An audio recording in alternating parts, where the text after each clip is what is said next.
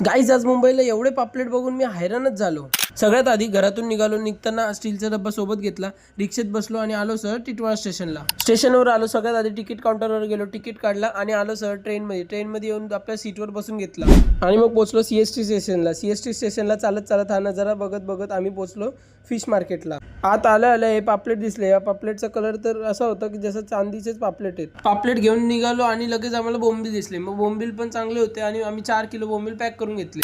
तेवढे ते मोठे पापलेट दिसले जे होते 1200 रुपये किलो आणि हे फ्रोझन पापलेट होते जे फक्त हॉटेलवाले घेतात।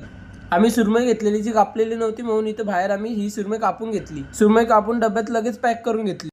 बाजूला हे दादा फ्रोझन सुरमई कटिंग करत होते जी हॉटेलमध्ये नेणार होते कोणतरी, आणि हे बघून एक पीस पिशवीत पॅक करून देत आहे त्यांना।